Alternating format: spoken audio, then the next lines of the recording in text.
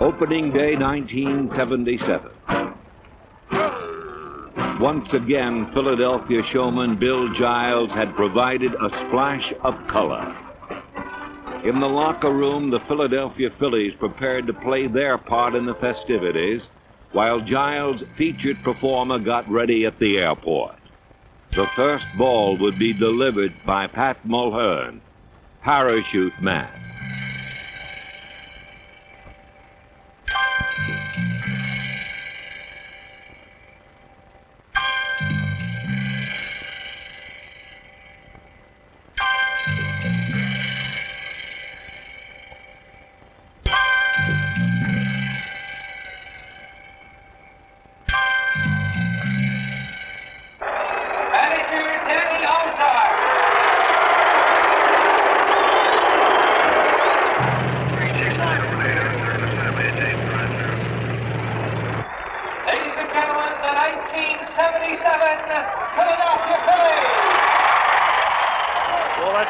We'll have you go as soon as possible. As soon as the fireworks are over, we'll give you the go if everything's set.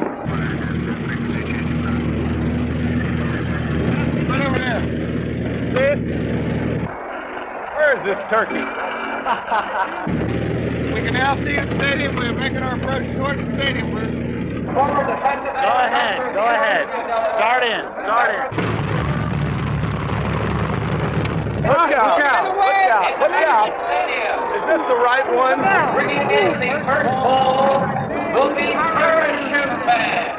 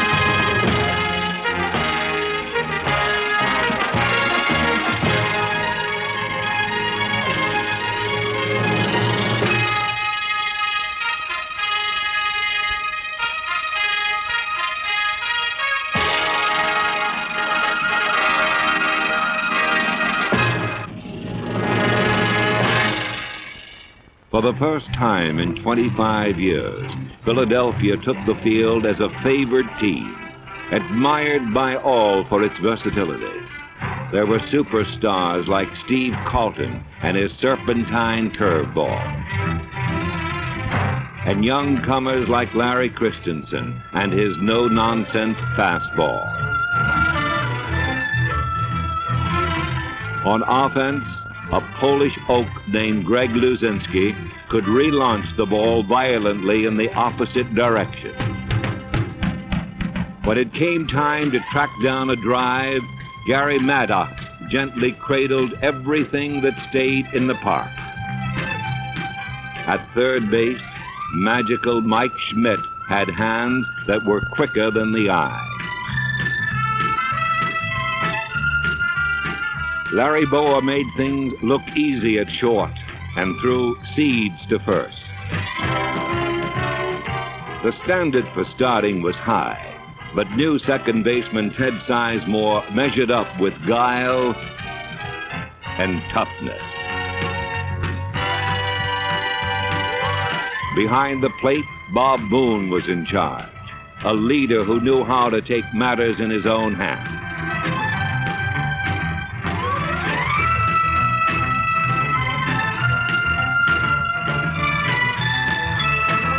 They had all the moves, tricky ones like lefties, which picked off 22 runners, Baseball is a showcase for individual ability, and each of the starters took his turn in the spotlight.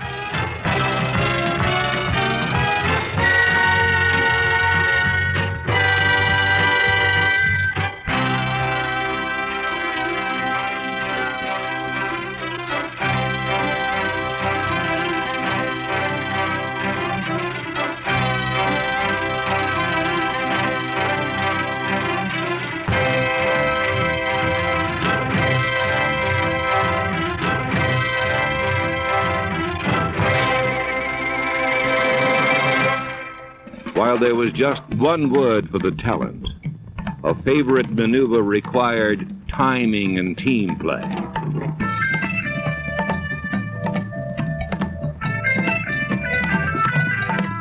The Phillies excelled at tracking down loose balls and hitting the cutoff man in the numbers.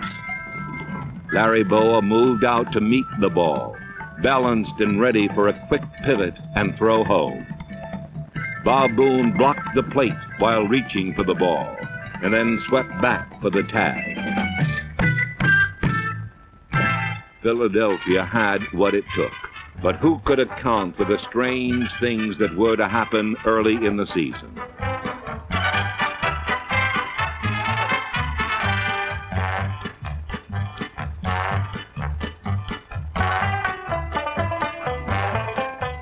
The upstart Chicago Cubs came from nowhere to take the division lead. Then the Pittsburgh Pirates appeared, chameleons of the East.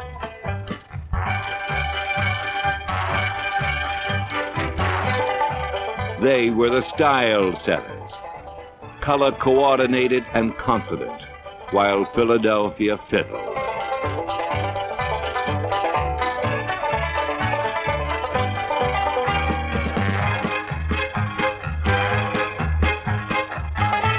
Nobody said that it would be easy, and it wasn't, as Philadelphia staggered out of the blocks with its worst start since 1969.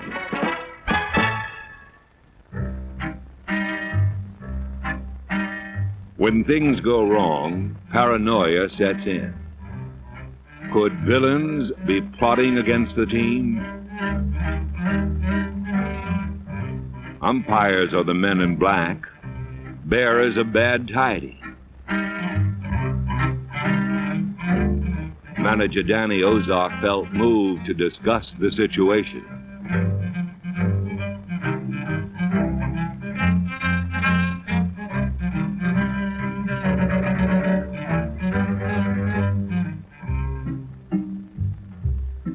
The Pirates watched with glee as Philadelphia grumbled and groaned and fell 8.5 games off the pace.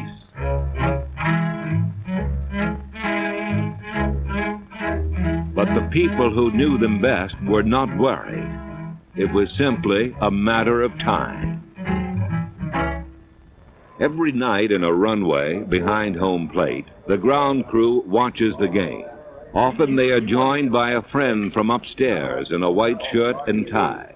His name is Ruly Carpenter, and he owns the team.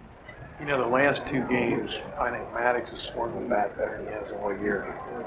The last 2 games, he's hit some balls hard, especially on Tuesday night. Maybe choked for the triple. He hit a 3-bagger to right center, inside out of that ball, and he hit a ball good to left, and then he hit another ball good to left center. I mean, all hard. There you go. Yeah. Come on, Bone. He's going. The Phillies are Ruly Carpenter's property, but they are also his passion. He lives and dies with every pitch. He doesn't like Ed Bender. Oh. See you later. Ruly Carpenter relies on Paul Owens to build his team. The Pope looks everywhere on earth. From the Tokyo Giants came dependable Davy Johnson. The free agent draft yielded a wild swinger named Rich Hebner.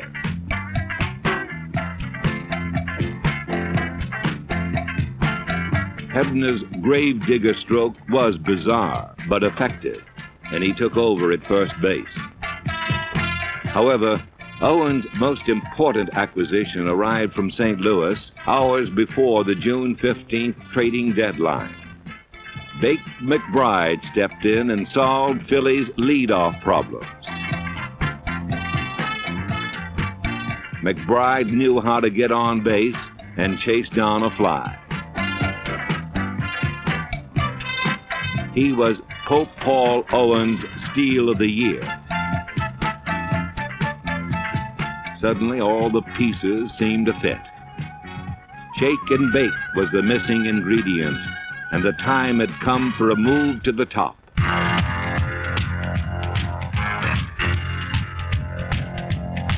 When McBride arrived, Gary Maddox moved down and loved it. Ozark relieved his center fielder of leadoff duties, and Maddox started stinging the ball. Soon everyone was hanging out ropes as the team hit .299 for July.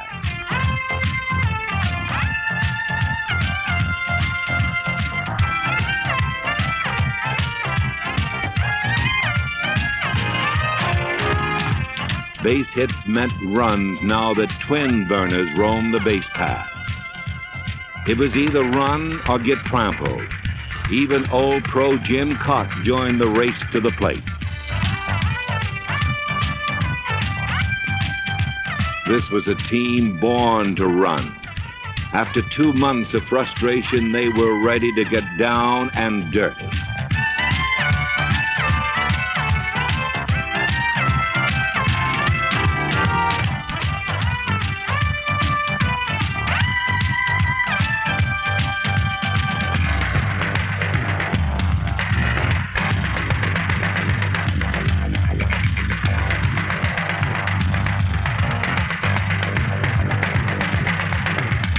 Hit-and-run baseball is exciting, but Philadelphia could also settle the issue with one swing. It was a homer fest, the most round-trippers in team history. From Tommy Hutton to Christensen and Carlton, who shared 6. All season long, those lovely high-flying dingers filled the night sky.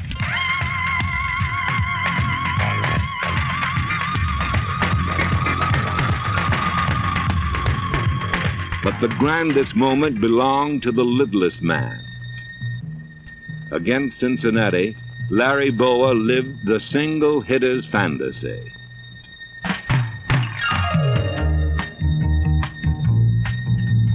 Bowa hit a baseball 400 feet with the bases loaded, and blue snow fell in South Philly.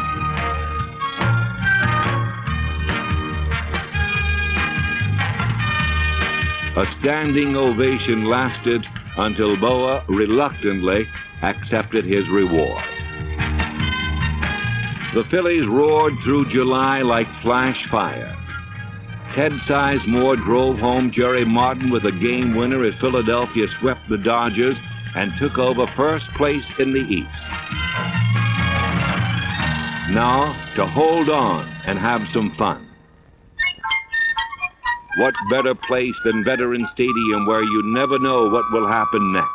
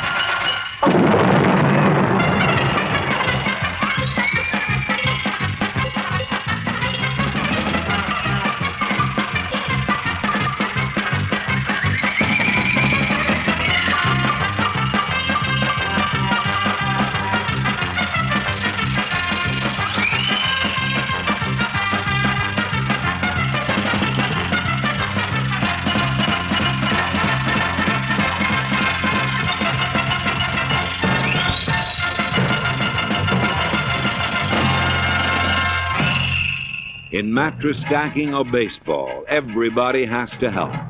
Jim Lombard came back from injury to win 11 games. Jay Johnstone filled in wherever needed. A reserve must stay ready like Barry Foote and cheerful like Terry Hahn. Only catcher Tim McCarver knew exactly when he was needed. His rapport with Steve Carlton led to a steady job every fourth day, 60 feet 6 inches away. With his friend catching, Super Steve won a second Cy Young Award. But early in the spring, McCarver had decided to be known as more than Carlton's caddy. He drove himself hard, and when the bell rang, came out swinging.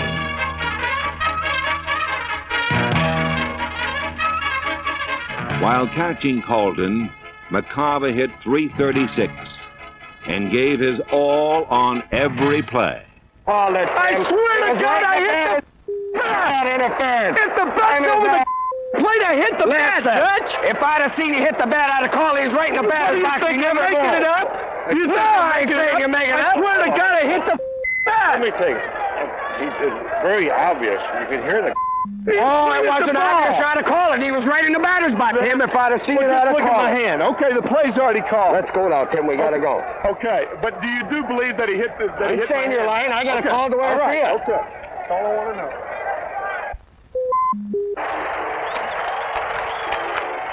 know. 2 months remained to hold on to the lead.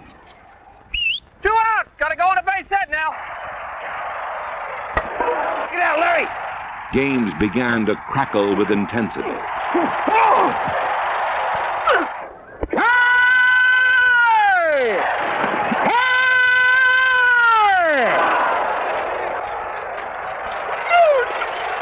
Take it to first, Ahmad. Hey! You bum! You stink! You stink, you bum! Out of there! Some kind of ball game, huh? Just unbelievable. Isn't it? This is exciting baseball. Hey!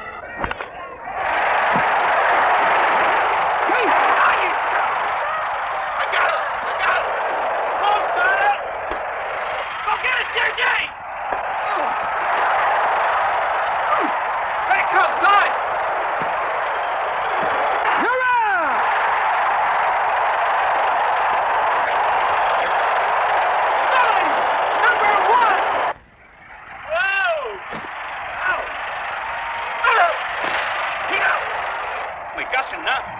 Pittsburgh had taken a run at the Phillies and come up short. Now the Pirates fought the unbeatable foe. The Pirates stopped smiling as Philadelphia's bullpen stood ready to put on the clincher. Unflappable Gene Garver, a rookie with gunfighter eyes, Warren Brewster, ex-starter Ron Reed, and a deadly serious Tug McGraw. They all sought the classic beauty of a perfect game-ending pitch.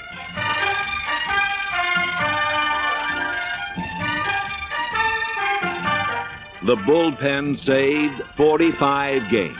The Phillies had their finest August ever, and by September, they were ready to pop the cork. The champagne was Chateau Deer Path, unfit for drinking, but great for almost anything else. For a second straight year, the Phillies celebrated a division title and 101 wins. But a sobering fact remained. Philadelphia had not won a postseason game since 1915. The dappled Southern California sky welcomed a handful of Philly fanatics to the playoffs. None was as noteworthy as certain Los Angeles Dodger fans. Frank Sinatra tossed out the first ball. Then Tommy John threw it to Greg Luzinski.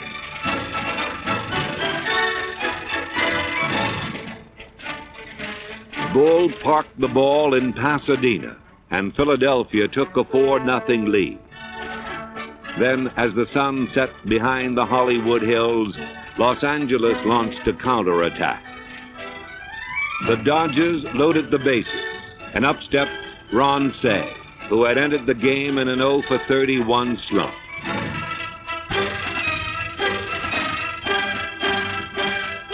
With one swing, Say got well, and Los Angeles tied the game. Pennant dreams were in danger, but the faithful had come too far to give up now. Mike Schmidt lifted a low slider to left, and the Phillies went 1-up.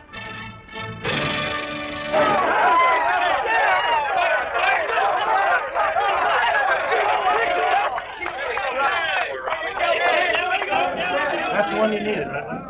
Isn't it? The first one. First one's a big one, man. That's the first one.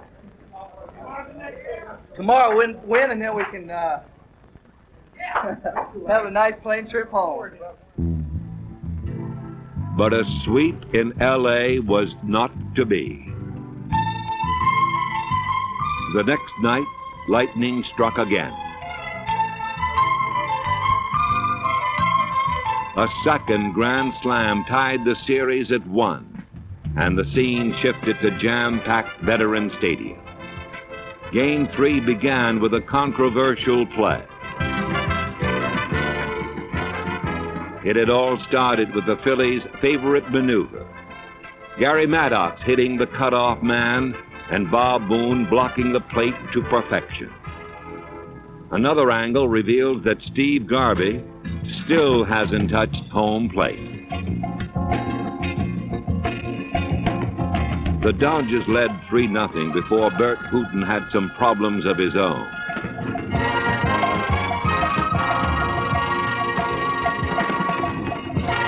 Philly fans seized the opportunity for intimidation. They rose as one and celebrated 3 bases-loaded walks.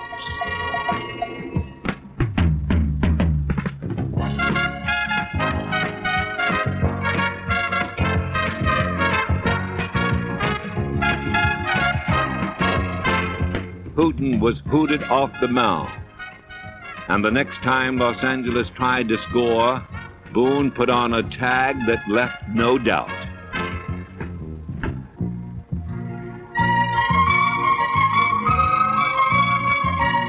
The inspired Phillies rolled to a 5-3 lead going into the 9th, and the game seemed all but salted away. 2 quick outs left only a Mexican League refugee in the way of a win. Wily Vic Davalillo legged out a bunt. Still only 1 out remained as Manny Mota golfed a pitch to left. All Philadelphia held its breath. The season's most crucial play had gone against Philadelphia. A repeat shows Boa's remarkable recovery. Was he out or safe?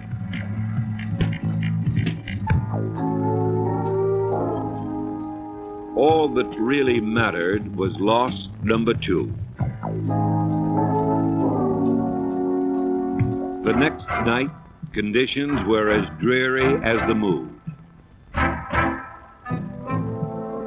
A game-long rain fell, and a city watched helplessly as their glorious season washed away.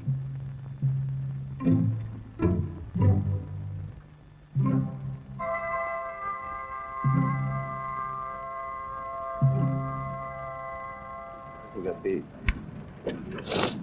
We'll be back next year, and the only people I'm really concerned, feel they got cheated are Danny and the fans here. They never quit on us. Well, basically that's why we wanted to win it. We wanted to win it for the fans. They've come out all year. They come out in this weather. They sat through tonight. They were behind us 100%. You want to win it for them. Do you feel it all jinxed, Greg, not winning a playoff game here for 2 years? No, not at all. It just came down to the simple fact that we didn't hit. Simple as that. And ain't no sense sitting around worrying about one play or one call, one call by the umpire or anything like that. It comes right down to, hey, we got to hit. If we're as good as people say we are, and we deserve to be in the World Series, and we're the best team in baseball and all that business, we've got to prove it right out there with our bat. As long as the game goes on, they're going to continue to say strange things happen in the game of baseball. And they do. They really do. You see a lot of goofy things in this game. I guess that's what keeps it interesting, keeps 60 million people watching it. That's why baseball is the #1 game in America today, because you don't know what's going to happen. We're 1 out, 2 strikes away from winning the game, and the roof caves in. So, you know, that's why we're the #1 sport. I think that's why we're going to be the #1 sport. Grown men playing a boy's game on a harmonious field of green.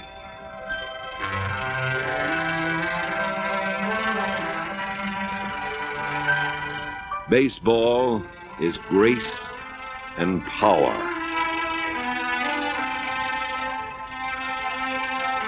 A contest filled with delicate precision.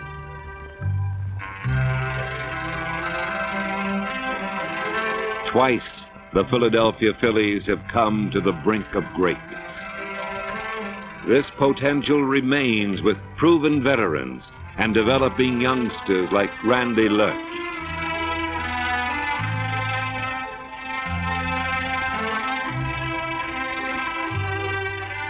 Next summer, a new test will come.